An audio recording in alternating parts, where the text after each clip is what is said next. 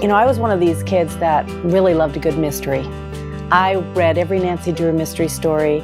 I watched every Raymond Burr, what was that, Perry Mason. I loved to find out what was going on behind the scenes, the unseen, the unheard, the undiscovered. And that theme kind of went through my whole life. When I was young, I got dropped out of high school and joined the Army. And I joined the Army to, well, I think I was motivated by Private Benjamin, that movie, but I joined the Army and became a psychiatric specialist, what is now known as a behavioral specialist. I became a medic first, and then started to work with people's minds and help people navigate post-traumatic stress and the trauma and the chronic conditions they were suffering with.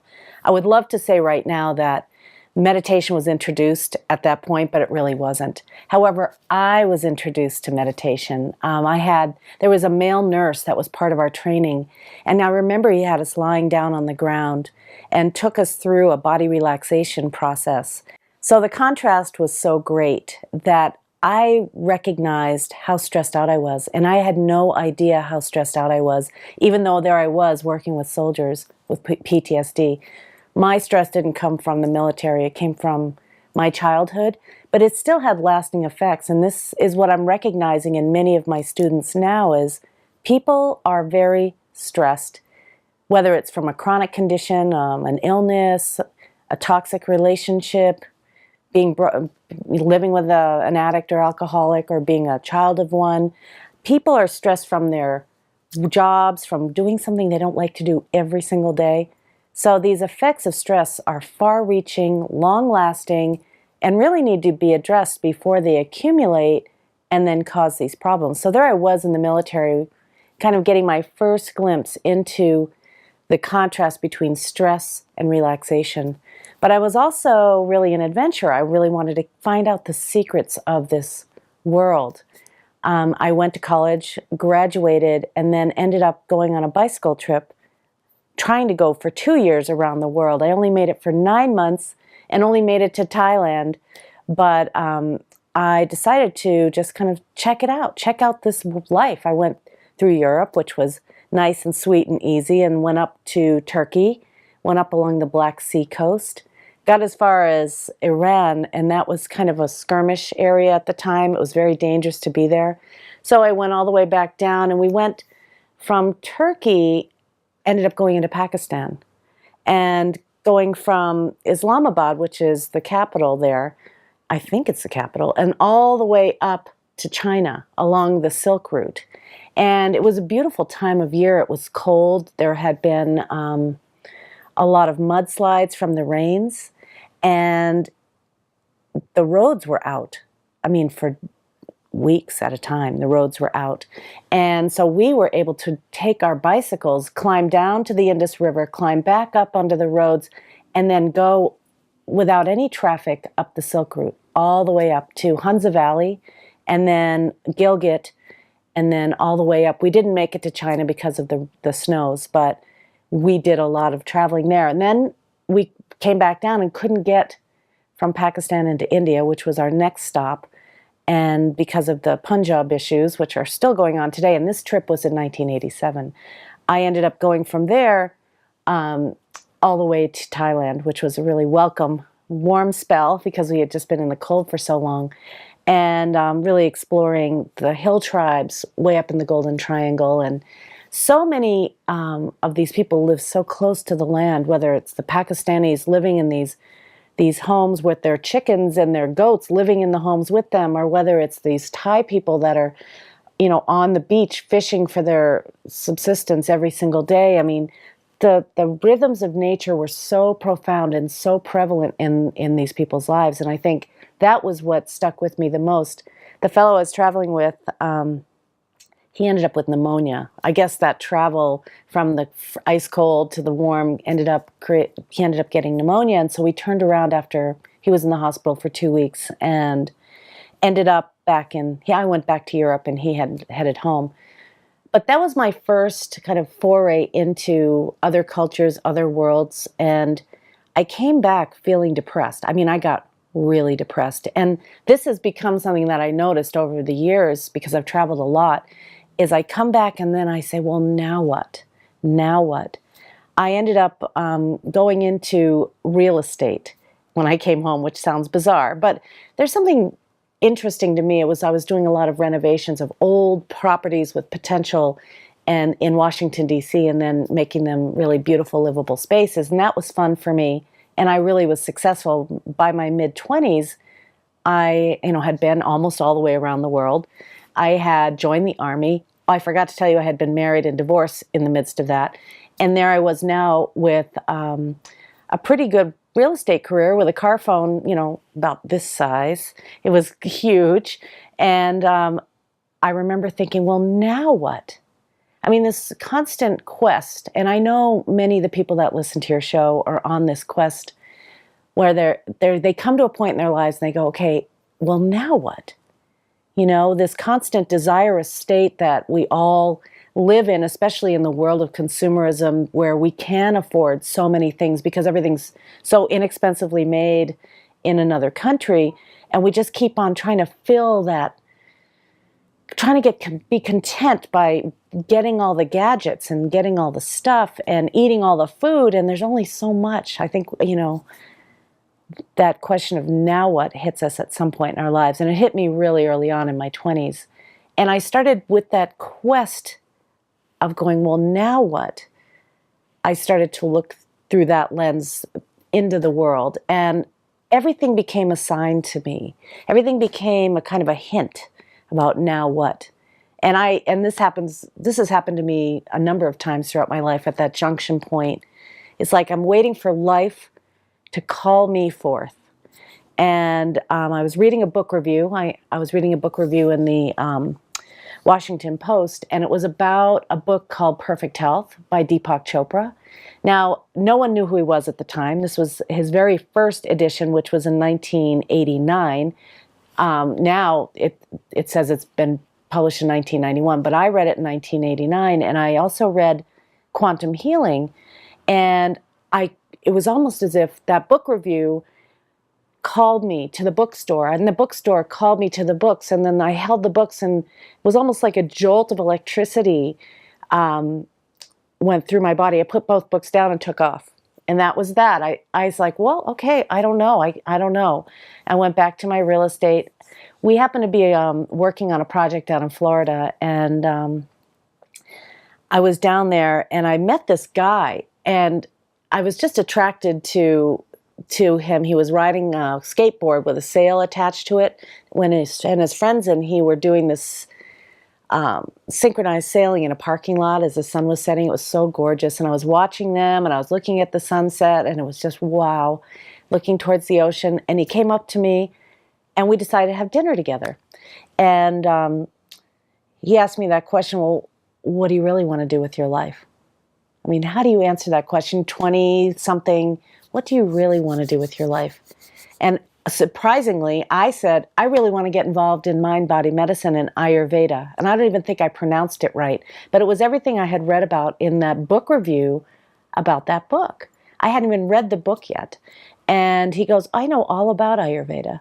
And he had grown up in a family they were all meditators, and they were all really steeped in mind-body health in accordance with Ayurveda, which really emphasizes really harmonizing your rhythms with the rhythms of nature. I keep looking out the window because nature is my teacher, and harmonizing my rhythms with the rhythms of nature, really living in tune with nature. And a lot of us are out of touch with it. I try to go out every day and barefoot. I mean, it just snowed here. I'm out in the snow with bare feet. I know that sounds crazy, but I love it. I love to know what it feels like, to feel the cool air, to feel the warm air, to feel the sun, to feel the wind. I love it. Anyway, he and I became boyfriend and girlfriend, and I did buy the book. Actually, he had the book, and I read the book, Perfect Health. And in the back of the book, it said, if you want more information, call this number. So I called the number. I said, hey, can I come work for you? And that's when I moved to Massachusetts, where I was originally from, so I guess it wasn't so scary. And I moved into the Ayurveda Health Center, where Deepak Chopra was the director, and began my career, in meditation and working with him. And I've been working with him in various capacities for years, whether I've been promoting his work or teaching mind-body health, Ayurveda, meditation, or being a speaker at his center, at the Chopra Center in San Diego. So I ended up working with him for 8 years full time. And one day, I looked around and I had that same question. Now what? I had set up his center. He had so many incarnations of the Chopra Center, from being part of a hospital to being part of a hotel to having his own center, and now he's part of La Costa. And I just kept on turning his vision into a viable center. And but it was working. It was humming along easily. And I said, well, now what? And that's when the quest again becomes very obvious to me. And a friend of mine said, well, I'm going to go see this Indian saint, and she's going to be at this hotel. And I went there, and I had heard of her, but when I worked for the Ayurveda Center, I wasn't allowed, according to the Transcendental Meditation community, to see any other teachers. And both Deepak and I had been blacklisted from Transcendental Meditation. And, which to me is such an amazing thing, because how can you be in an inclusive, consciousness expanding organization and yet be exclusive because of who someone works for? I mean, that's really, to me, is beyond. But I ended up going to this teacher who I had heard of for years, finally sat in front of her, and I remember thinking, she wants me to come to India. Now, it sounds maybe psychotic, but I'm far from psychotic. I'm very grounded. And I had already kind of planned to go to India to check out the roots of meditation and check out Ayurveda. But I heard her say, come now. So I sold everything I had pretty much. I gave away my cat and gave back my car to the dealer, and I just left.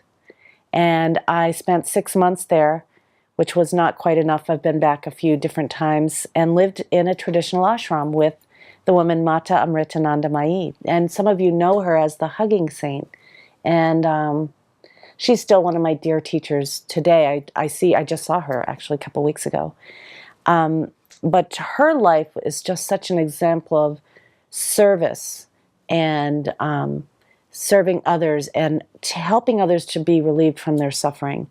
Deepak's example of his life, to me, still is this quest of the intellect to kind of understand God, to understand consciousness, to understand at the expansion of awareness.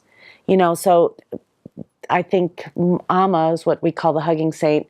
Her world is all about love and how love heals everything. And his world is all about curiosity and revealing the sacred and the beauty that's uncovered when you're in meditation. So I love both the ways they taught. And then I happened to go up to northern India and spend time with the Dalai Lama, who was up there.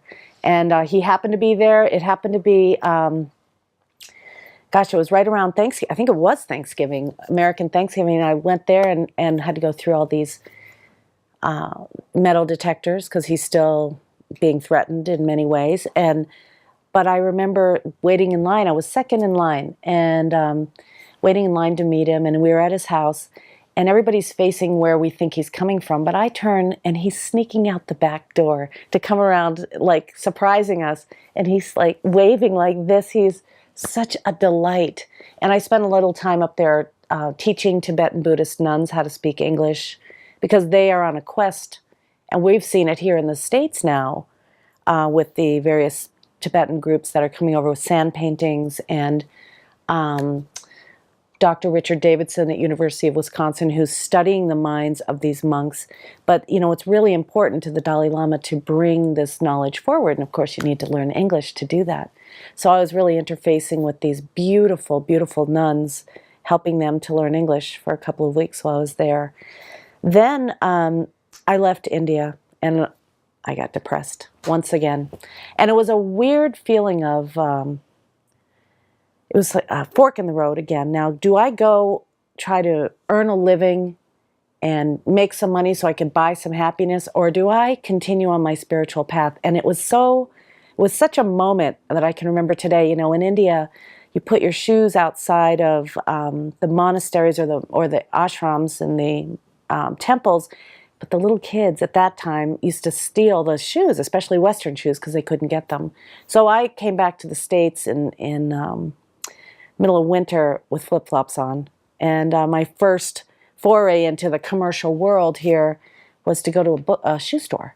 And I was overwhelmed by the amount of shoes that I could possibly buy, and it started to stimulate that consumerism in me. It was very strange. And but over a couple of weeks, I decided, you know what, I'm going to go move into a monastery. And I moved into a Zen Buddhist monastery, which is the complete opposite of a bhakti-based Hindu ashram. Because a monastery, Zen is really all about emptiness. There's no particular god or goddess you're praying for or towards. It's just about recognizing your true nature through practices such as koan practice or shikantaza or Soto Zen, all these various paths, and mostly being mindful in your everyday activity, whether you're working, cooking, eating, speaking, walking, or sitting. And it's a way of life. And really, mindfulness is that. I mean, we didn't use that word back then, but now everybody's using it. So looking back, it was a training in being completely present to what I was doing, the person in front of me, the action I was taking. That was the main deal. And I lived there for 2 years. And it stripped away belief systems that I had had. And after, gosh, it's a long journey. I mean, this is years ago, 1998. I got a phone call at the monastery from a man some of you might know named Gary Zukav. I don't know if you know who he is, but he wrote Seed of the Soul. He wrote Seed of the Soul, and I just love your expression. He wrote Seed of the Soul, and he considered himself a secular monk.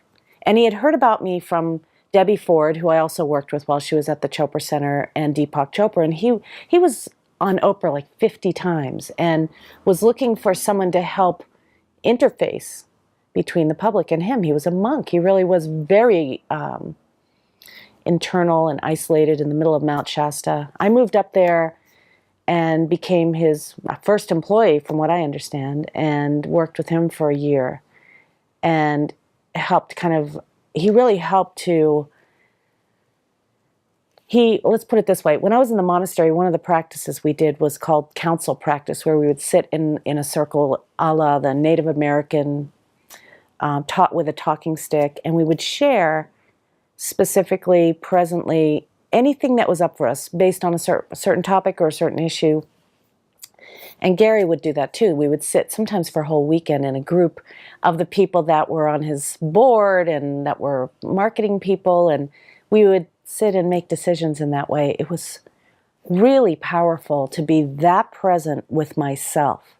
I mean, it's easy to be present with my eyes closed with myself, but in activity, to start, it's like a multitasking. How am I doing? How are you doing? It's like this constant dance like that, and it was beautiful to be in that. After I left there, I was starting to go down to LA to visit a woman named Byron Katie. Some of you know who she is, and she is, it was funny because I was in the middle of a Zen sesshin, which is a retreat, and I'm not going to go into why I left, but I left for personal reasons, and my girlfriend said, let's go down to this juice fast. It's New Year's Eve, let's just go down to this juice fast. And I went down there, and it was with Byron Katie, who I had not heard of. And I looked up and I'm saying, here I am practicing Buddhism, and she just had such presence that I thought, oh my God, she is the Buddha. You know, I'm the Buddha, you're the Buddha, and there is this self-realized human being that I had never met before. I mean, and all these teachers that I'd been around, I'd say Amma was probably the closest to it, but Katie really helped people to access their self-limiting beliefs and the thoughts that cause them suffering, and helped to reveal it, and then helped to really expose what a thought can do to your life. And though I had done all this work, my thought that had constantly been present for me was, I'm not lovable and I'm not good enough. And, you know, you would think that a meditation teacher, at that point I was, somebody who's in these monasteries would not be having those thoughts. But you know what? I'm sure people have them who are enlightened as well. But at least I knew these thoughts were here and I wanted to undo them. Well, I'd go back and forth to see Katie, and eventually I heard she had fired everybody that worked for her or had let them go. And I went up to one of her staff members that was still left and I said, you know, I can work for her. I can do anything. So they hired me and I moved to work for her and I became the director of her schools. And it was so powerful. She ended up moving next door to me here in Sedona right after I moved here. And I had met Marty through her because Marty, my husband now, was working as a consultant and helped her to actually fire everybody. So he was really angry when he heard I was working for her because he had just tried to cut the budget and there I was in there working, and he was furious when he heard. But we ended up getting to know each other a little bit and our history was very similar. You know, we had both been born in New York. We both spent a lot of time in New England. And we both really were countercultural. We went, you know, on our own directions. He went to a monastery, he went to an ashram, and I went, you know, off to India, and he eventually ended up in India. So we never really had to explain we didn't have to explain our perspective to each other. And that was total grace, because I had never thought I'd meet another human being that I had never met a human being that I could really spend my life with and feel like they saw me and they got me and I could be who I was, because my spirituality is so important to me. And he got that. He totally got that. And so I didn't really want to get married. I had been married at a really young age, and I knew that it was not what it was cracked up to be, at least the one I experienced. And so I thought, well, let's just be engaged. I had never been engaged, and what about just like being engaged, you know? And instead of just going from engagement to marriage and leaving engagement behind, I'm like, let's just go with engagement. I'll be engaged with you and you be engaged with me. And eventually he did say he'd really wanted to marry me, and I felt safe enough. And so I ended up, and we're still engaged, as you'll see. You've met him. And I ended up moving here to Sedona. But working with Katie was really important for me because it really helped me to expose my own hypnosis. You know, everybody has, we have 60,000 thoughts a day. And when we start to look at the thoughts that are keeping us from being present or keeping us from being expanded or keeping us from evolving, then we want to examine them, because why do we believe everything we think?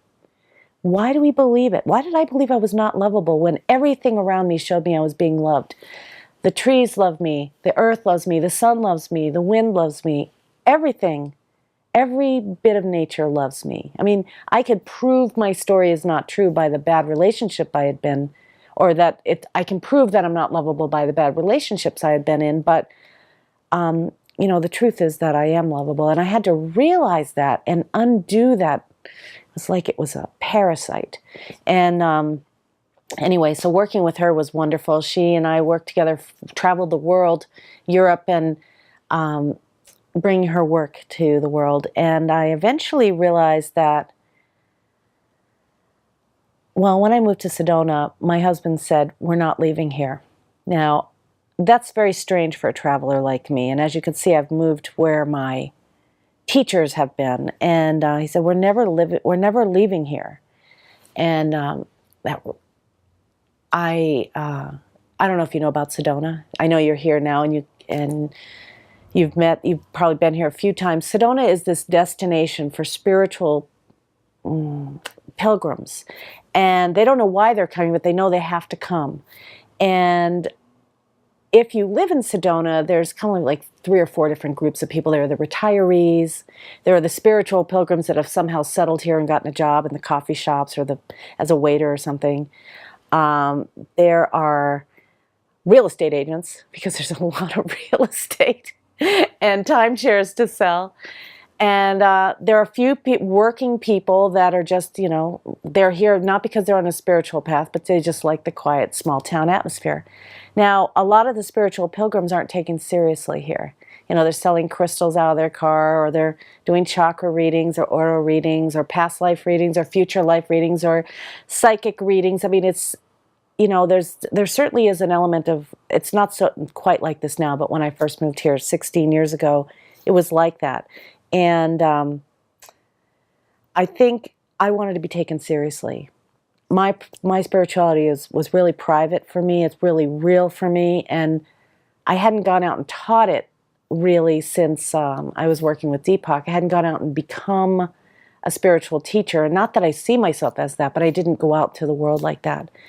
It's actually a challenge for me to do it. And I moved here and I got my real estate license because that's where I had started in Washington, D.C. And it was just not a fit.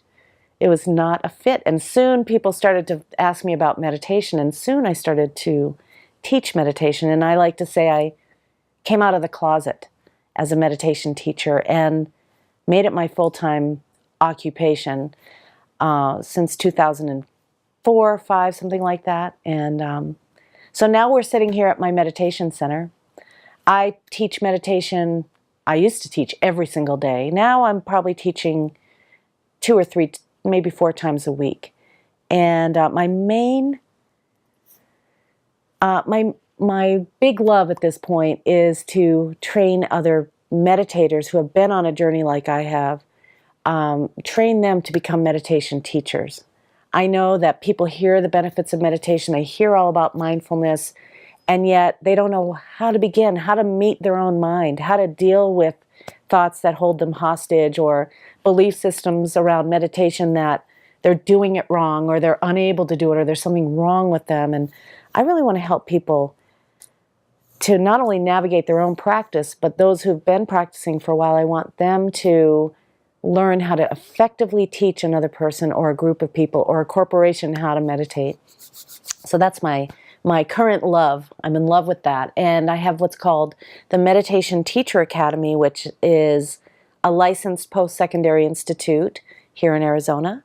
It's attended by people from all over the world. I have people in Europe and Australia, people in Nepal that are actually working as part of the program as well.